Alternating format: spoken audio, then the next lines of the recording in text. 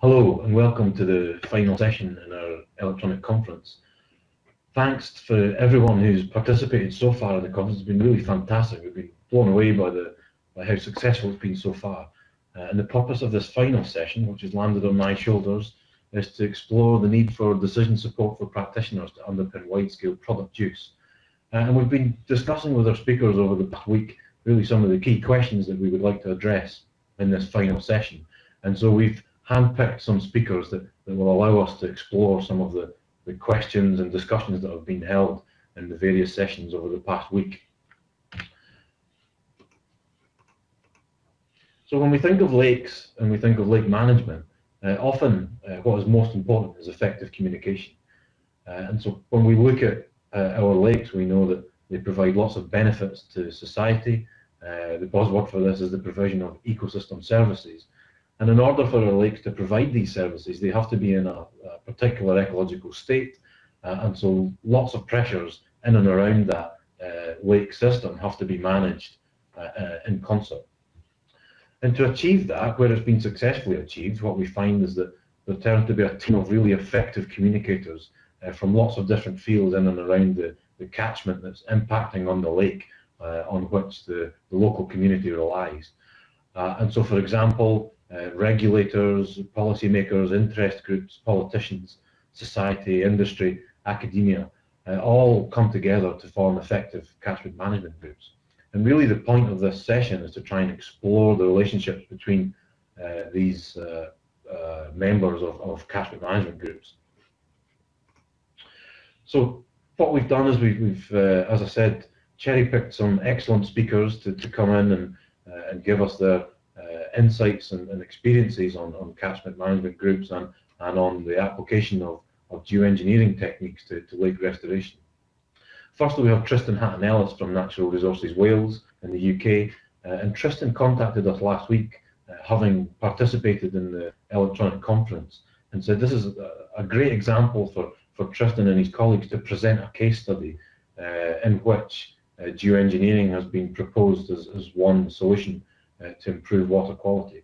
And so Tristan has very kindly agreed to give us a presentation on this lake, and hopefully the community can come together to address the situation based on the evidence that Tristan can present us. Then we have Mike Lurling from Wageningen University in the Netherlands. Mike always gives a very good presentation, and I'm pretty sure he's not going to disappoint us this time as well. Mike's going to be speaking to us about flock and lock as a eutrophication control measure. And I know from Mike's previous presentations that he'll also explore some of the relationships between the research community and its role in providing new methods to restore lakes in the interests of improving public health or reducing the risk to public health posed by cyanotoxins.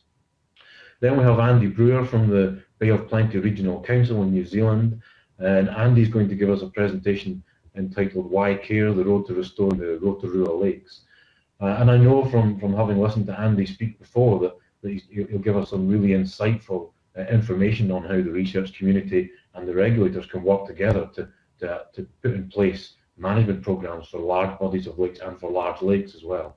And so his experiences from New Zealand will be really quite important, I feel, for our discussions on how to provide the evidence base with which regulators can make decisions on when and when not to use geoengineering in lake restoration.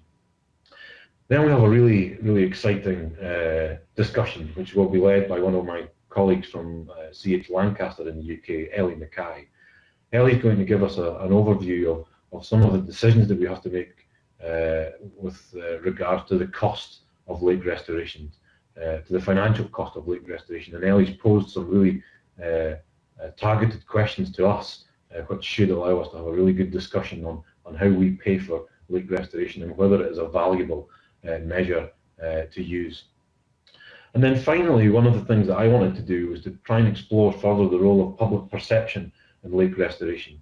And so we have various news releases and videos where our colleagues have looked at lake restoration programs across the UK and further afield. And we'd like to just start to have a conversation about the role of the public and how the public can drive lake restoration towards a specific endpoint or approach, and whether that is something that has been valuable or otherwise in the evolution of geoengineering in lakes. So this session is a wrap-up session really, and there's an output involved here, so we have to do some work for this one. And this output is going to be used to form one of the basis of the forum articles that might come out of this conference. And so what we want is some key research questions. So we want to gain consensus on the top 10 research questions on the use of geoengineering in lakes. And in that discussion, we'd like to try and pull together all of the outputs from the various sessions and present it in a really nice, concise way that is really easy to understand and sets the research field into context. So with that, I'd like to say thank you. Hopefully you enjoyed the discussions led by all of our plenary speakers, and please do participate in these discussions. We hope to hear from you and communicate with you for the rest of the week. Thank you very much.